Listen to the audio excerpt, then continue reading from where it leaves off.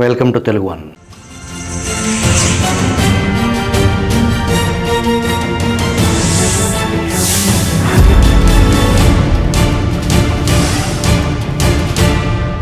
భారత కాలమానం ప్రకారం ఈరోజు రాత్రి 10:30 పెద్దన్న అగ్రరాజ్యం అమెరికాకు అధ్యక్షుడిగా ట్రంప్ ప్రమాణ స్వీకార కార్యక్రమం జరగనుంది. Visalaandhra editor RV Ramarao edit page నుంచి ఈ వీడియోలో. మరి ట్రంప్ ప్రమాణ స్వీకార కార్యక్రమానికి విశ్వగురువును ఎందుకు ఆహ్వానించలేదు? దీనికి 2 ప్రధాన అంశాలు ఉన్నాయి. ఒకటి, అమెరికా భారత్పై చాలా గుర్రుగా ఉంది. ఎగుమతి దిగుమతి సుంకాల విషయంలో భారత్ ఏమాత్రం విశ్వసించదగిన దేశం కాదని ట్రంప్ స్వయంగా వ్యాఖ్యానించారంటే ఆయన ఆగ్రహానికి ఎంత పెద్ద కారణం అయిందో అర్థం చేసుకోవచ్చు. 2, అంతర్జాతీయ రాజకీయాల్లో భారత్ కన్నా తక్కువ స్థాయి ఉన్న ఎల్ సాల్వడార్ అధినేతను ఆహ్వానించారు. అర్జెంటీనా, ఇటలీ నేతలను తప్ప మోడీని ఆహ్వానించకపోవటం వ్యక్తిగతంగా మోదీకి పెద్ద అవమానమే.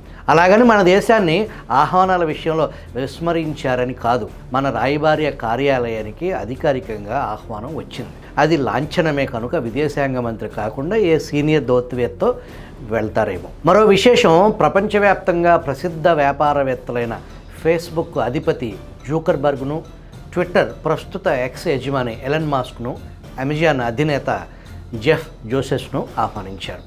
అక్కడితో ఆగకుండా ముఖేష్ అంబానీ, ఆయన భార్య నీతా అంబానీని ఆహ్వానించారు. అంబానీ దంపతులు ఆల్రెడీ వాషింగ్టన్ చేరుకుని ట్రంప్ను కలుసుకున్నారు. కానీ మోడీ సన్నిహిత వ్యాపారవేత్త అయిన గౌతమ్ అదానీని ఆహ్వానించలేదు. జూకర్బర్గ్, జే జెస్టోతో మొన్నటిదాకా ట్రంప్కు విభేదాలు ఉండేవి. కానీ అమెరికా ఎన్నికల సందర్భంగా వారు ట్రంప్ను సమర్థించారు. ఆయన గెలిచిన తర్వాత వారు ట్రంప్ను కలుసుకున్నారని అంటున్నారు. ఎలన్ మాస్క్ విభేదాలు ఉన్న ట్రంప్ ఎన్నికల ప్రచారం కోసం భారీగా ఎన్నికల నిధులు సమకూర్చారు. అంటే అమెరికా పెట్టుబడిదారీ వర్గంతో ట్రంప్ సయోధ్య కోరుకుంటున్నారని అర్థమవుతుంది.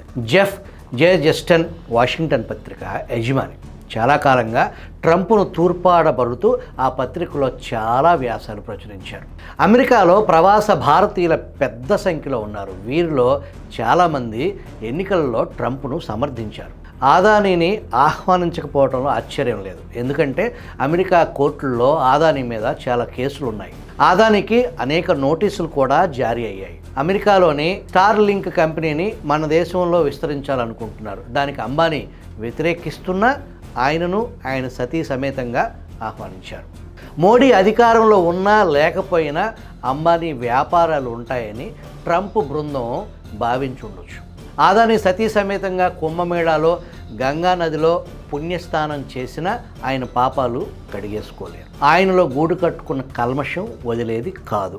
అందుకే ట్రంప్ ఆహ్వానాలు ప్రధానంగా పెట్టుబడులకు వెసులుబాటు కల్పించే విధానంలో భాగమే. ఆ ఆహ్వానాలు మీ ఊహ ప్రకారం ఉండవు. నేను ఏ పారిశ్రామికవేత్తను పిలవాలనుకుంటే వారినే పిలుస్తాను అని ట్రంప్ తెగేసి చెప్పారు. నిజానికి అమెరికా అధ్యక్షుడు ప్రమాణ స్వీకారోత్సవానికి ఇతర దేశాల నేతలను ఆహ్వానించే సాంప్రదాయం లేదు. కానీ మొదటిసారి ఇతర దేశాధినేతలను ఆహ్వానించారు. 2014లో మోదీ మొదటిసారిగా ప్రధానిగా ప్రమాణ స్వీకారం చేసినప్పుడు దక్షిణాసియా దేశాల నాయకుల్ని ఆహ్వానించారు.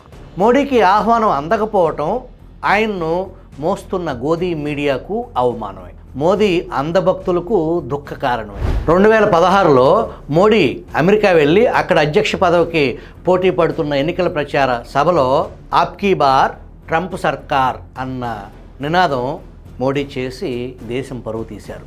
ఇది విచక్షణ రాహిత్యానికి పరాకాష్ట. మన ప్రధానిని ట్రంప్ ఆహ్వానించకపోవటం మన విదేశాంగ విధానంలోని డొల్లతనాన్ని బయటపెడుతుంది.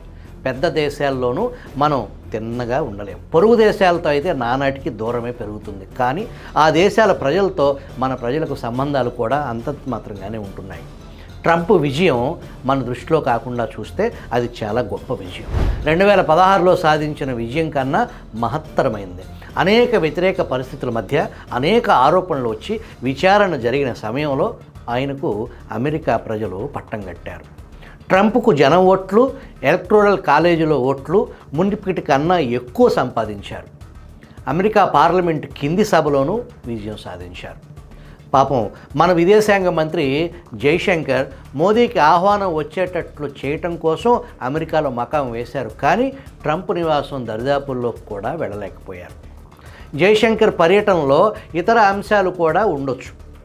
ఇటీవలే ఓ బీజేపీ నాయకుడు జార్జ్ సోరెన్ సహాయంతో అమెరికా భారత్ను అస్థిరత కోరుకుంటుంది అని ముందు వెనుక చూసుకోకుండా తీవ్రమైన వ్యాఖ్యలు చేశారు. ఈ వ్యాఖ్యలను పట్టించుకోకండి అని ట్రంప్ బృందానికి నచ్చజెప్పడానికి కూడా జైశంకర్ ఈ పర్యటనను వినియోగించుకునే అవకాశం ఉంది. భారత్ అమెరికా సంబంధాలలో ఉన్న లోపాలను సరిచేయటం కూడా ఆయన యాత్రలో ఒక భాగమై ఉండొచ్చు.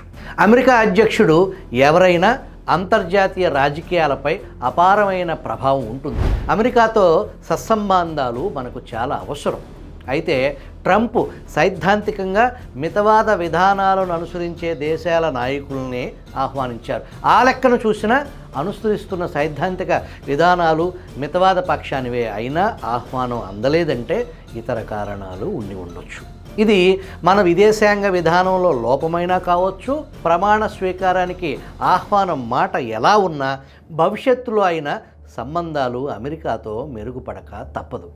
అమెరికాతో మంచి సంబంధాలు ఉండటం అక్కడున్న లక్షలాది మంది భారతీయుల దృష్టిలోనూ అది అవసరమే.